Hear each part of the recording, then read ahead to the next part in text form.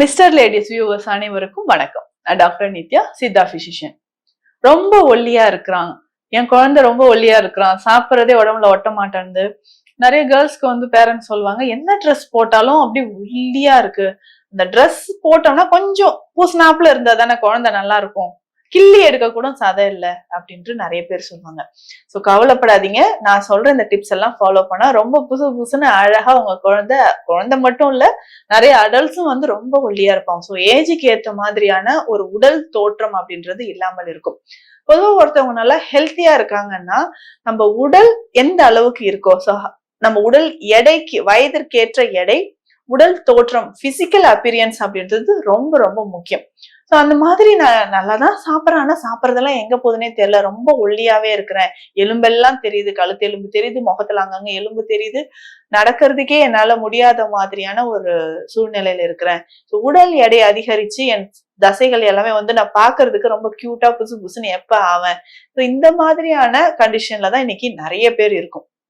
இதுல என்கிட்ட நிறைய பேர் என்னென்ன பண்ணலான்னு அப்படின்ட்டு நிறைய பேரண்ட்ஸ் வந்து என்கிட்ட என்ன பண்ணலாம் மேடம், என் குழந்தைக்கு வந்து டயட் சார்ட் போட்டு கொடுங்க, இல்ல வேற ஏதாவது சித்தா மெடிசன்ஸ் இருந்தா எனக்கு சொல்லுங்க, என் குழந்தை இப்ப டீனேஜ்ல இருக்கான், டீனேஜ்ல இருக்கும்போது நான் என்ன ஃபுட்டு கொடுக்கலாம், ஆண் குழந்தைகளுக்கு என்ன உணவு கொடுக்கலாம், பெண் குழந்தைகளுக்கு என்ன கொடுக்கலாம், இல்ல என்னோட மகன் வந்து 20 வயதை கடந்து இருக்கிறான், திருமணத்திற்கு ரெடி ஆயிட்டு இருக்காங்க, ஒல்லியா இருக்கிறான்ட்டு நிறைய பெண்கள் வந்து ரிஜெக்ட் பண்றாங்க, மன உளைச்சலா இருக்கு, உடல் எடை அதிகரிக்கணும்னா நான் என்ன பண்ணலாம், இந்த மாதிரியான கேள்விகள் நிறைய பேர் கேக்குறீங்க.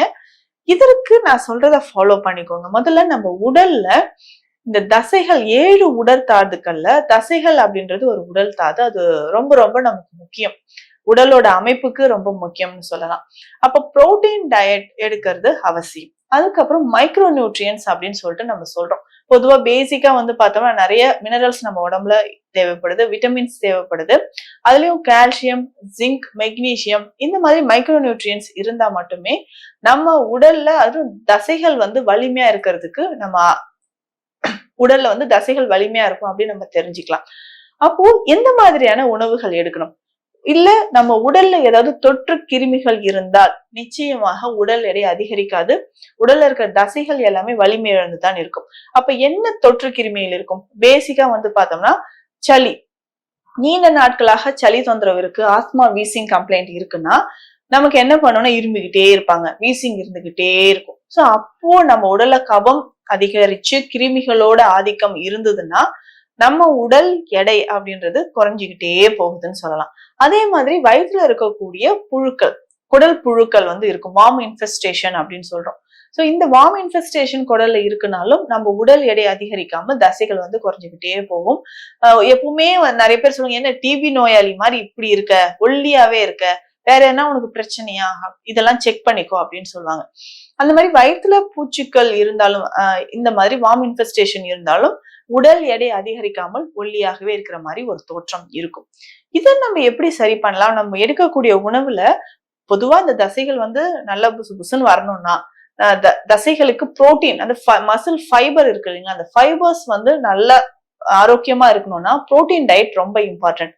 இப்போ புரோட்டீன் சார்ந்த உணவுகள் நிறைய எடுக்கணும். அதே மாதிரி அதிகமான புளிப்பு மற்றும் காரம், இது ரெண்டுமே சாப்பிட்றத நிச்சயமா தவிர்க்கணும். அதுக்கப்புறம் பார்த்தோம்னா சக்கரவள்ளி கிழங்கு உணவில் நிறைய சேர்த்துக்கலாம், உடல் எடை அதிகரிக்கணும் அப்படின்னு நினைக்கிறவங்க சக்கரவள்ளி கிழங்கு நிறைய சேர்த்துக்கலாம். கால்சியம் அதிகமாக இருக்கக்கூடிய தயிர் மற்றும் வெண்ணெய் சார்ந்த உணவுகள், பொருட்களை நம்ம நிறைய சாப்பிட்டுட்டு வர்றோம். தயிர் அப்படின்னு சொல்லும் பொழுது தயிர்ல நிறைய ப்ரோபயோட்டிக்ஸ் இருக்கு, கால்சியம் நிறைய இருக்கு. நம்ம உடல்ல ஏதாவது கிருமிகள் இருந்தாலோ, தொற்று கிருமிகளோ இல்ல நச்சு கிருமிகள் இருந்தாலும் அதை அகற்றுவதற்கு தயிர் நமக்கு ரொம்ப ரொம்ப சிறந்தது அப்படின்னு சொல்லலாம். இதே மாதிரி நம்ம உணவுகள் பழ வகைகள்ல வந்து பார்த்தோம்னா சப்போட்டா ரொம்ப ரொம்ப சிறந்தது, உடல் எடை அதிகரிக்கணும்னு நினைக்கிறவங்க சப்போட்டா தொடர்ந்து சாப்பிடலாம். இப்போ மாம்பழ சீசன் இருக்குன்னா மாம்பழத்தையும் தொடர்ந்து சாப்பிட்டுட்டு வரலாம். அதே மாதிரி ஆப்பிள், தினமும் ஒரு ஆப்பிள் சாப்பிட்டுட்டு வரலாம். இது எல்லாமே நம்ம தொடர்ந்து சாப்பிட்டுட்டே வரும்போது உடல் எடை அதிகரிக்க இது ரொம்ப உறுதுணையாக இருக்கும், தசைகள் வந்து நல்லா வலிமை பெறும். அதே மாதிரி புரோட்டீன் டயட்ல முக்கியமா பார்த்தோம்னா முளை கட்டிய பயிறு வகைகள் சாப்பிடணும். இதுல சோயா சார்ந்த உணவுகளும் நம்ம நிறைய சாப்பிடணும், சோயா, கிட்னி பீன்ஸ், இது எல்லாமே சாப்பிட்டுட்டு வரும்போது தசைகள் வந்து வலிமை அடைந்து புசு புசுன்னு ஆகலாம் அப்படின்னு சொல்லலாம். அதே மாதிரி இன்னும் நிறைய பேருக்கு வந்து பார்த்தோம்னா தசைகள் வந்து ரொம்ப சூம்பி போன மாதிரி இருக்கு, ஒல்லியாவே இருக்கு அப்படின்றவங்க நெய் உணவில் நிறைய சேர்த்துக்கணும். இப்ப சாப்பிடும்போது இப்ப பருப்பு சாதம் வந்து குழந்தைகளுக்கு கொடுக்கறது நம்ம வழக்கத்துல இருக்கு. அதே மாதிரி பருப்பு சாதத்தோட நெய் சேர்த்து தினமும் சாப்பிட்டுட்டு வந்தோம்னா நிச்சயமாக நமக்கு இந்த தசைகள் வந்து புசு புசுன்னு வரும், நல்லாவே ஊட்டச்சத்து இருக்கிற மாதிரி இருக்கும். இப்போ இந்த மாதிரி உணவுகள் எல்லாமே நான் சொன்னதுக்கு அப்புறம் குழந்தைகளுக்கு நிறைய கொடுத்து ஒரு வருடத்துல என்ன ஆகுதுன்னா, மேம் உடல் எடையை குறைக்கிறதுக்கு எனக்கு வழி சொல்லுங்கன்ட்டு நிறைய பேர் கேக்குறீங்க. அந்த மாதிரி பண்ணாதீங்க. வயதிற்கு ஏற்ற உடல் எடை, உடல் தோற்றம் இருக்கணும் அப்படின்றத கவனத்துல வச்சுக்கோங்க. நிறைய நான் பார்த்திருக்கேன். மேம் போன வருஷம் நான் உங்ககிட்ட டயட் சார்ட் வாங்கிட்டு போனேன், ஓவரா கொடுத்துட்டேன் போல, இப்ப வெயிட் லாஸ் பண்றதுக்கு எனக்கு ஐடியா சொல்லுங்கன்னு கேட்டிருக்கீங்க. அந்த மாதிரி பண்ணாதீங்க. குழந்தை வந்து ஆரோக்கியமா இருக்கு, ரொம்ப ஒல்லியா இருக்கு, அதனால நம்ம தேவையான ஊட்டச்சத்துக்கள் கொடுக்குறோம். அதுவும் ஓவரா கொடுத்து நம்ம குழந்தைகளை இன்னும் அதிகமா உடல் எடை அதிகரிக்கவும் செய்யாமல் நம்ம பாத்துக்கணும். அப்போ நம்ம கீரை வகைகளை குழந்தைகளுக்கு கொடுக்கும் பொழுது அதுல நெய் சேர்த்து கொடுக்கறது ரொம்ப ரொம்ப அவசியமான ஒன்று. சாப்பிடும் போது எல்லா உணவுகளையுமே நம்ம நெய் சேர்த்து கொடுக்கணும். இப்போ தேராத உடலையும் தேற்றும் தேற்றான் கொட்டை அப்படின்னு நம்ம சொல்றோம். சித்த மருத்துவத்தில் முக்கியமா நிறைய மருந்துகள் இருக்கு. இல்ல குழந்தைகளை வந்து சடனா நம்ம எடுத்து சாப்பிடணும்னா தேற்றான் கொட்டை ரொம்ப ரொம்ப சிறந்தது. தேற்றான் கொட்டை லேகியமாக இருக்கு, கற்ப மருந்தாகவும் நம்ம கொடுத்துட்டு இருக்கோம். இந்த கற்ப மருந்தும் நம்ம நெய்யோடு சேர்த்து சாப்பிடும்போது உடல் எடையை அதிகரிக்கும். பெண் குழந்தைகளுக்கு முக்கியமா டீனேஜ்ல இருக்க பியூபர்ட்டி அட்டன் பண்ண குழந்தைகளுக்கு வெண்பூசணி லேகியமா கொடுக்கலாம். இந்த வெண்பூசணி லேகியத்தோட முக்கியமான பண்பு என்னன்னா, பூசணிக்காய் மாதிரி நம்மளும் குண்டாயிடுவோமான்னு பயப்பட வேண்டாம். இந்த பூசணிக்காய் வெண்பூசணியில வந்து பார்த்தோம்னா நம்ம உடல்ல இருக்கக்கூடிய அந்த நார் சத்துக்களை அதிகரிக்குது. உடல்ல இருக்கக்கூடிய அந்த கொழுப்பு வந்து பேலன்ஸ் பண்றதுக்கு இது ரொம்ப ரொம்ப ஹெல்ப்ஃபுல்லா இருக்கும். சிலருக்கு அன்வான்டா எக்ஸஸா ஃபேட் எவ்வளவுதான் சாப்பிட்டாலும் எனக்கு ஃபேட் வந்து டெபாசிட் ஆக மாட்டேங்குது, ரொம்ப வெளியேறிக்கிட்டே இருக்கு அப்படின்றவங்களுக்கு வெண்பூசணி எடுக்கலாம்.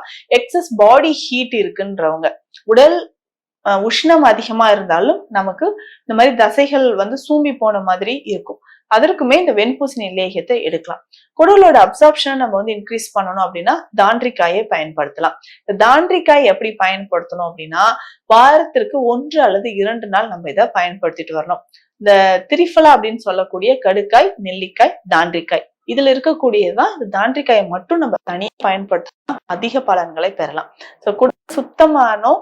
அதுக்கப்புறம் நம்ம உடல் ஆரோக்கியமாக இருக்கணும்னா இந்த தாண்டிக்காயை தண்ணீர்ல கலந்து காலையில எம்டி ஸ்டொமக்ல வாரத்திற்கு 2 அல்லது 3 நாட்கள் எடுத்துட்டே வந்தோம்னா குடல் வந்து சுத்தமாகும். அதே மாதிரி குடல் பகுதியில பூச்சிகள் இருக்குனாலும் வாய்விடுங்க சூர்ணம் சித்த மருத்துவத்துல பயன்படுது. இதை மருத்துவர் ஆலோசனைப்படி தினமும் இரவிலோ இல்ல ஒரு நாளைக்கு 2 வேளையோ நம்ம இந்த கஷாயம் மாதிரியும் போட்டு குடிச்சுக்கலாம். இல்ல இந்த சூரணத்தை தேன்ல கலந்தும் நம்ம குடிக்கலாம். இந்த மாதிரி எடுத்துக்கும் பொழுது குடல்ல இருக்கக்கூடிய புழுக்கள் வெளியேறி உடல் தசைகள் வந்து வலிமை அடைந்து நல்ல பார்ப்பதற்கு ஒரு பிசிக்கல் அப்பியரன்ஸ் அப்படின்றது கிடைக்க ஆரம்பிக்கும். இந்த மாதிரியான உணவு முறைகள் தொடர்ந்து எடுக்கணும். இதுல முக்கியமா செவ்வாழை ரொம்ப முக்கியம். டெய்லி காலையில இப்போ வெயிட் கெயின் ஆகணும் அப்படின்னா செவ்வாழையை நம்ம எப்படி கொடுக்கலாம்? குழந்தைங்க கொடுத்தா சாப்பிட மாட்டாங்க அப்படின்னா காலையில இது ஒரு மில்க் ஷேக் மாதிரி ரெடி பண்ணி கொடுக்கலாம். இந்த செவ்வாழையில கொஞ்சம் ஒரு 2-3 பேரிச்சம்பழம் சேர்த்துக்கலாம். ஒரு கைப்பிடி அளவு வேர்க்கடலை சேர்த்து நாட்டு சர்க்கரை போட்டு இதை கொஞ்சம் பால் சேர்த்து நம்ம இதை மில்க் ஷேக் மாதிரி குடிச்சுக்கிட்டே வரலாம். ஒரு நாள் விட்டு ஒரு நாளோ இல்ல தினமும் தொடர்ந்து இதை குடிச்சுட்டே வந்தோம்னா உடல் எடை அதிகரிக்கும். எடை அப்படின்னு சொல்றதை விட மசிலோட மாஸ் வந்து இன்க்ரீஸ் ஆகும், தசைகள் வந்து பலம் பெறும் அப்படின்னு சொல்லலாம். இந்த மாதிரியான பழ வகைகள் நான் சொன்ன, கீரை வகைகள் சொன்னது, சித்த மருந்துகளை நம்ம ஃபாலோ பண்ணிட்டு வந்தோம்னா பார்ப்பதற்கு ரொம்ப ஒல்லியா இருக்கிற நபர்கள் கூட கொஞ்சம் வயதிற்கு ஏற்ற மாதிரி பார்ப்பதற்கு ஒரு அழகிய தோற்றத்தை பெறலாம். இந்த பதிவு உங்க அனைவருக்கும் பயனுள்ளதா இருக்கும்னு நினைக்கிறேன். மீண்டும் அடுத்த பதிவில் சந்திக்கலாம். நன்றி.